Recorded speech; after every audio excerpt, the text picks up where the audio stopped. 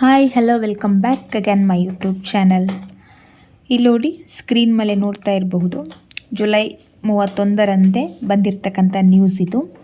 ಏನಪ್ಪ ಅಂದರೆ ಗೌರ್ಮೆಂಟ್ ಎಂಪ್ಲಾಯೀಸ್ಗಳಿಗೆ ಒಂದು ಖುಷಿಯ ಸುದ್ದಿಯನ್ನು ನಿರೀಕ್ಷಿಸಬಹುದು ಅಂತ ಹೇಳಿದ್ದಾರೆ. ಏನದು ಅಂತಂದರೆ, ಈಗ ಭಾರತದಲ್ಲಿ 8ನೇ ವೇತನ ಆಯೋಗದ ಜಾರಿಯಿಂದ ಸಂಬಳ ಭರ್ಜರಿಯಾಗಿ ಏರಿಕೆ ಆಗಬಹುದು ಅಂತ ಹೇಳಿದ್ದಾರೆ. ಭಾರತವು ಮುಂದಿನ ವೇತನ ಪರಿಷ್ಕರಣೆಗೆ ಸಿದ್ಧವಾಗ್ತಿದ್ದಂತೆ ಕೇಂದ್ರ ನೌಕರರು ಮತ್ತು ಪಿಂಚಣಿದಾರರು ಕಾತರದಿಂದ ಕಾಯ್ತಾ ಇದ್ದಾರೆ ಅಂತ ಕೂಡ ಇಲ್ಲಿ ತಿಳಿಸಿದ್ದಾರೆ.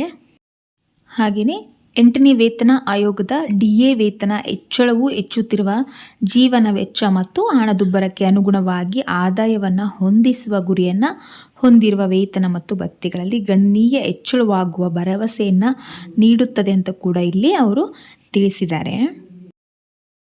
ಹಾಗೆಯೇ ಹೊಸ ವೇತನ ಆಯೋಗ ಮಾಡುವ ಶಿಫಾರಸುಗಳು 2026 ಜನವರಿಯಿಂದ ಜಾರಿಗೆ ಬರಬಹುದು ಅಂತ ಕೂಡ ಇಲ್ಲಿ ಅವರು ತಿಳಿಸಿದ್ದಾರೆ. ಹಾಗೆ ಈ ಆಯೋಗವು ಫಿಟ್ಮೆಂಟ್ ಫ್ಯಾಕ್ಟರ್ನ ಏರಿಸುವ ಸಾಧ್ಯತೆ ಕೂಡ ದಟ್ಟವಾಗಿದೆ ಅಂತ ಕೂಡ ಇಲ್ಲಿ ತಿಳಿಸಿದ್ದಾರೆ.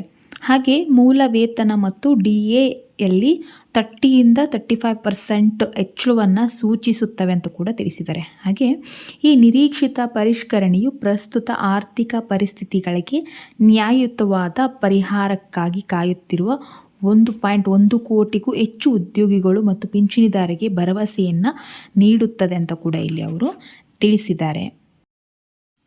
ಹಾಗೆ ಇಲ್ಲಿ ನೌಕರರ ಸಂಬಳ ಶೇಕಡ 30ಯಿಂದ 35% ಅಷ್ಟು ಏರಬಹುದು ಕೂಡ ಅಂತ ಇಲ್ಲಿ ತಿಳಿಸಿದ್ದಾರೆ. ಹಾಗೆ ಜನವರಿ 2025ರಲ್ಲಿ ಕೇಂದ್ರ ಸಚಿವ ಸಂಪುಟವು ಅನುಮೋದಿಸಿದ 8ನೇ ವೇತನ ಆಯೋಗವು ಕೇಂದ್ರ ಸರ್ಕಾರಿ ಸಿಬ್ಬಂದಿ ಮತ್ತು ನಿವೃತ್ತರಿಗೆ ಸಂಬಳ ಭತ್ಯೆಗಳು ಮತ್ತು ಪಿಂಚಣಿಗಳನ್ನು ಪರಿಷ್ಕರಿಸಲು ವಿನ್ಯಾಸಗೊಳಿಸಲಾಗಿದೆ ಅಂತ ತಿಳಿಸಿದ್ದಾರೆ.